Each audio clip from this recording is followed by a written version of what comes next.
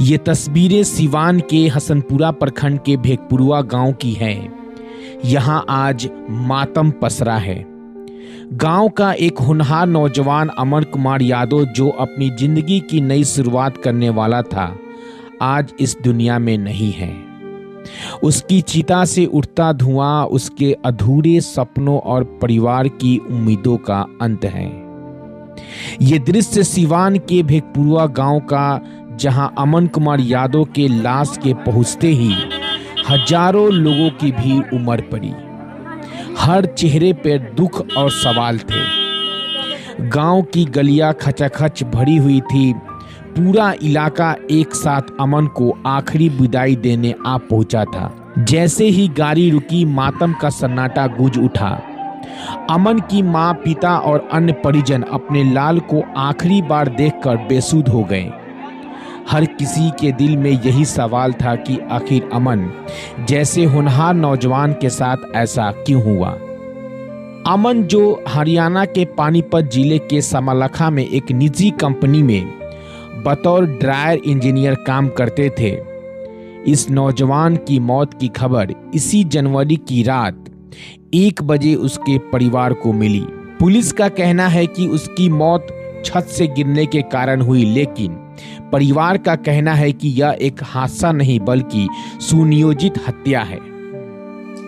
और उसको निर्मम देखने से बच्चे जो हमारे बताया कि उसकी राड से पीछे से मारकर, क्योंकि माथे के जो पीछे था वहां से राड से नीचे दब गया था और पीठ पर बहुत से ज्यादा जख्म के निशान दिखाई दे। मारपीट का उनके मार बॉडी पे निशान दबा करके उसकी हत्या की। क्योंकि गाल, मेरा लड़का एकदम व्हाइट था, कलर एकदम व्हाइट था उसका, और जब देखने से ये लगा कि उसकी गला एकदम काला पड़ गया था।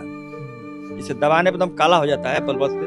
और यहाँ भी जो था दाहिने हाथ, उसको आँख एकदम निकल गया था। इस वजह लग गया चोट तो आँख बाहर की तरफ आ गया था। निर्मम तरीके से मेरे बच्चे के साथ एक उसकी हत्या पूरी पहले से प्लानिंग बनाकर ठेकेदार प्रदीप सिंह द्वारा रखी गई थी, और उस रात, उस काली रात के दिन उसकी ये अंजाम दे दिया गया। अमन के पिता का कहना है कि उनके बेटे ने काम के दौरान ठेकेदार प्रदीप सिंह द्वारा परेशान किए जाने की शिकायत की थी। अमन ने फोन पर यह भी बताया था कि प्रदीप सिंह उस पर दबाव डालता था और उसे मानसिक रूप से परेशान करता था। घटना की रात अमन और प्रदीप सिंह एक ही कमरे में थे। परिवार को यकीन है कि अमन की हत्या ठेकेदार प्रदीप सिंह ने ही की है। अच्छा, आप लोग वहाँ पे गए तो एफआईआर वगैरह कुछ हुआ है थाने में? हाँ, मेरे बच्चे गए तो अपने नाम से वहाँ पे एफआईआर पुलिस तो ले नहीं रही थी। पुलिस ये कह रही थी कि मरने वाला तो चला गया, तुम इस बात को रफा दफा कर दो। ये पुलिस के द्वारा कहा जा रहा था? कहा जितेंद्र कुमार एसआई वो बोल रहा है।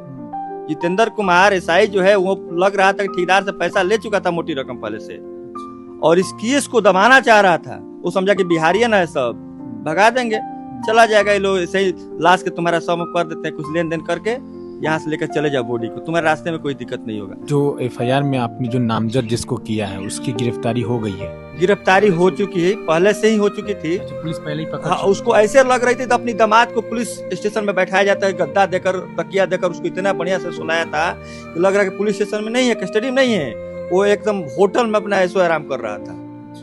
इससे हमको संदेह हमेशा है कि वहाँ की पुलिस प्रशासन उसको पैसा की लेन देन करके उसको केस को रफा दफा करने के चक्कर में ही लगी है। अमन की शादी इसी मार्च में होने वाली थी, लेकिन अब उसकी चिता राख में तब्दील हो चुकी है। परिवार और गांव के लोग न्याय की गुहार लगा रहे हैं। यह घटना सिर्फ अमन की नहीं बल्कि उन लाखों युवाओं की कहानी है जो अपने सपनों को पूरा करने के लिए घर से दूर जाते हैं। कई बार ये सपने अधूरे रह जाते हैं और परिवार को जिंदगी भर का दर्द मिल जाता है। आज अमन का परिवार न्याय के लिए भटक रहा है। उनकी एक ही मांग है कि उनके बेटे के कातिल को सजा मिले। क्या अमन के सपनों का इंसाफ होगा? यह सवाल आज सिर्फ उसके परिवार का नहीं है।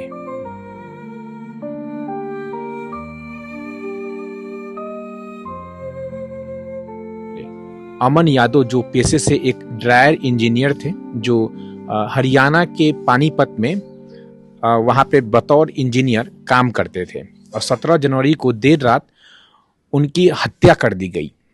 और परिवारजनों को जैसे ही सूचना मिला ये लोग वहाँ पे गए। उसके बाद से 20 जनवरी को उनका जो डेड बॉडी है वो यहाँ पे लाया गया। जो पानीपत समालखा पुलिस चौकी है, तो वो समालखा पुलिस चौकी जिसके अंतर्गत वो वहाँ पे अपना काम करते थे, उसी थाना के अंतर्गत उनकी हत्या हुई है।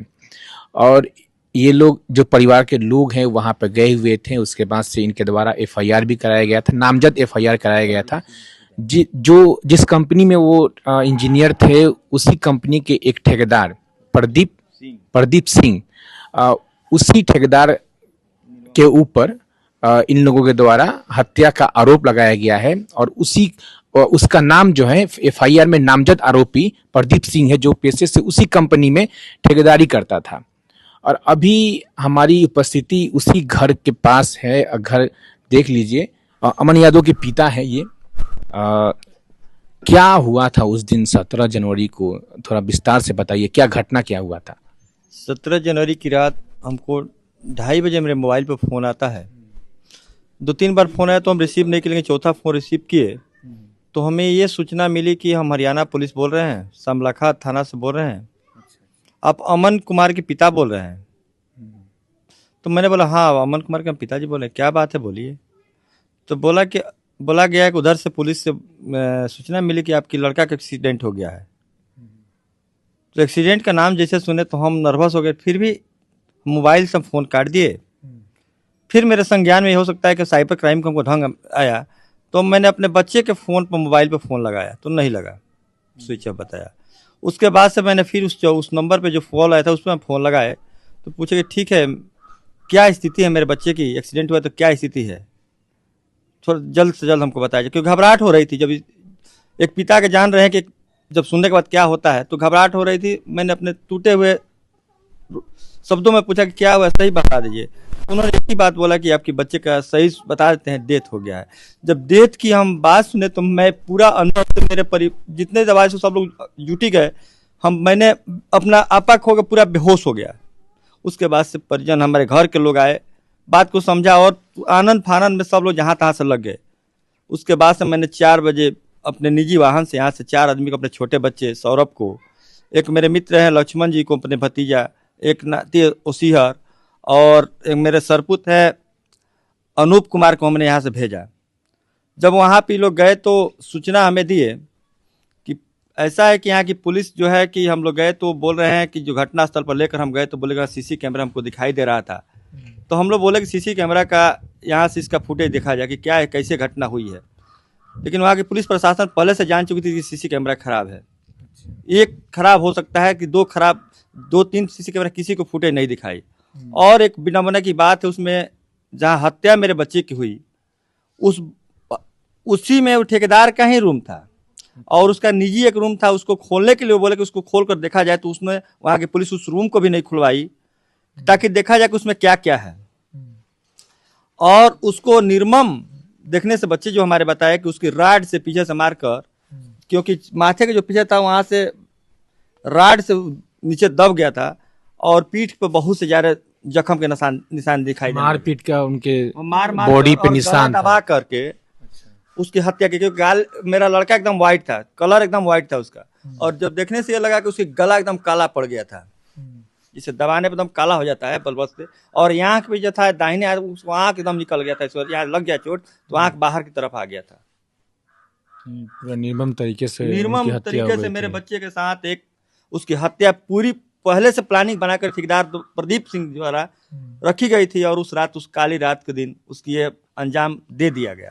अच्छा, आप लोग वहाँ पे गए तो एफआईआर वगैरह कुछ हुआ है थाने में? हाँ, मेरे बच्चे गए तो अपने नाम से वहाँ पे एफआईआर पुलिस तो ले नहीं रही थी। पुलिस ये कह रही थी कि मरने वाला तो चला गया, तुम इस बात को रफा दफा कर दो।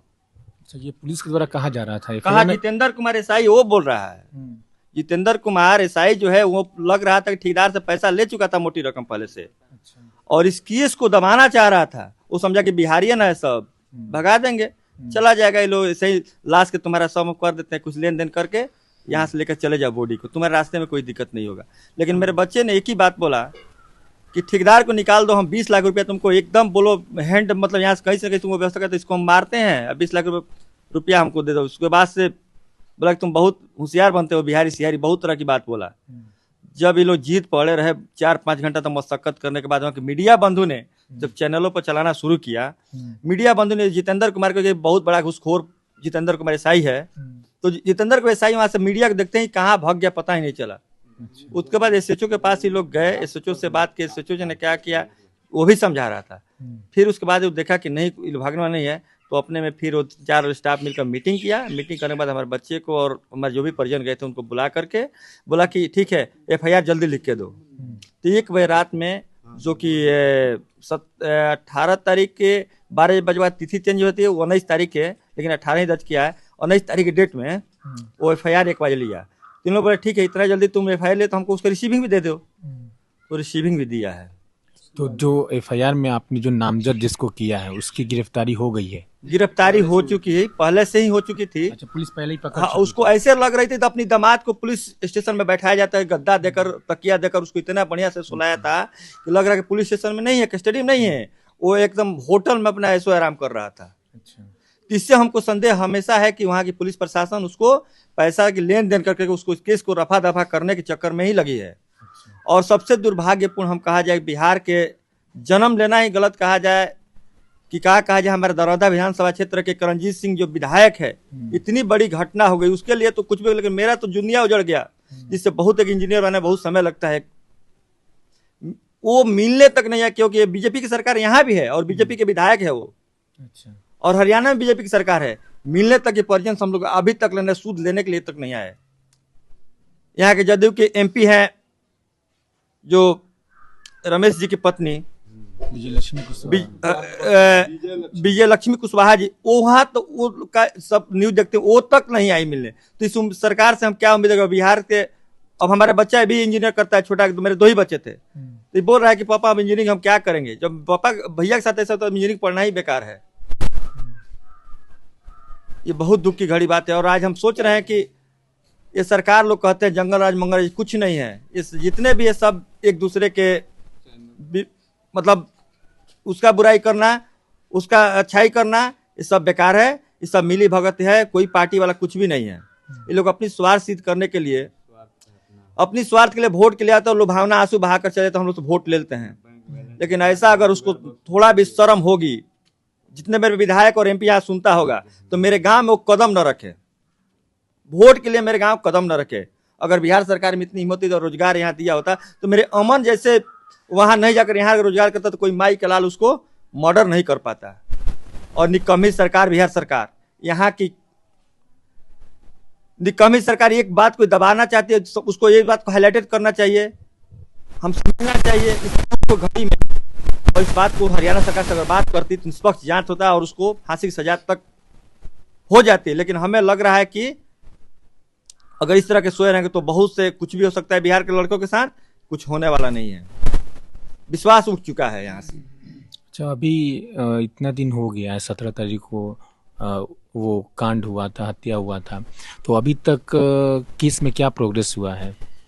अभी तक केस में हमें कल एक परसों हम बात की, जो इसका हैंडल करता जितेंद्र को, जिस घेरे में उसको शुरू से देख रहे हैं, जिस तरह से हमको बात, तो उसने मेरे बोला कि आप एफआईआर का हम कॉपी जो दे दिए तो मिल चुका था, लेकिन शिनाख्त जो कॉपी मांगने के लिए उससे हम फोन किए तो बोला कि अब नेक्स्ट दिन यानी कल कल का तारीख था 23 तारीख को शाम को आकर ले लीजिएगा। जब 23 तारीख को शाम को हमारे परिजन गए तो वहां से पता चला कि सीआईडी उस केस को हैंडल कर रही है। अच्छा। तो मेरे बच्चे का मोबाइल भी उसी के पास है, अमन यादव का मोबाइल जो है उसी पुलिस के पास। तो बोला कि वो भी मोबाइल भी ले गई है, तो ये सीआईडी खास में केस चल गया और सीआईडी पर हमें पूरा भरोसा भी किया जा सकता है कि अगर निष्पक्ष जांच करेगी तो हर हाल में पकड़ा जाएगा। कि सीसी कैमरा फुटेज अगर देखेगी और उससे अगर बढ़िया से अगर इन्वेस्टिगेशन किया जाए, पूछताछ की जाए, तो सच के सच बता देगा कि कैसे ये घटना घटी है। नहीं तो लिपा पोती कर दी तो बता नहीं पाएगा। क्या अपील करेंगे? अभी तो आपको बिहार सरकार पे फिर भी अगर वो लोग संज्ञान में लेता है, अगर आपको वो लोग देख रहा है, सुन रहा है लोग लगातार, क्योंकि मीडिया में हाईलाइटेड है ये मामला, तो क्या अपील करना चाहेंगे सरकार से? मैं सरकार से यही अपील करना चाहूँगा कि वहाँ के हरियाणा सरकार से, वहाँ के पानीपत के डीजीपी, एसपी, डीएम से बात करके इसको निष्पक्ष जांच कराकर अमन का जो हत्या हो गया, उसको जो भी हत्या में दोषी प्रदीप सिंह है, उसको उम्र कैद या फांसी की सजा दी जाए। मैं सरकार से यही उम्मीद लास्ट अपना रखना चाह रहा हूँ, ताकि मेरे बच्चे का आत्मा की शांति मिल सके। और मेरे यही प्रार्थना है लास्ट उससे। चश्मदीन में मेरा बच्चा गया था, बहुत उम्मीद थी मेरे बच्चे से, उससे उसको इंजीनियर वो भी बनाना चाहता है, उसी की उम्मीद से पढ़ रहा था। आज सबका रो रो कर बुरा हाल हो गया, मेरे पूरा परिवार टूट गया, क्योंकि मेरे बच्चे 2 ही थे, एक बच्ची थी। उस बच्चा से मैं बहुत उम्मीद था कि आने वाले क्षेत्र में, मतलब उसके हित में जितने थे, वो एक ही काम कहता था कि जो भी फोन करते थे कि काम कीजिए, आप लोग पढ़िए, आप लोग रोजगार हम दिलवाएंगे आकर के, रोजगार की चिंता न करें। क्षेत्र के बच्चों के लिए आज जिसका सब जिस दिन आया, हम तो रोए, लेकिन पूरे जवाब, लेकिन यहाँ के नेता लोग को कोई फर्क नहीं पड़ा। कहने के लिए तो मेरा तो दुनिया उजड़ गई, लेकिन जितने भीड़ आई थी वो मेरे लिए नहीं, वो अमन के प्यार और स्नेह के लिए आई थी। वो बहुत मिलनसार लड़का था।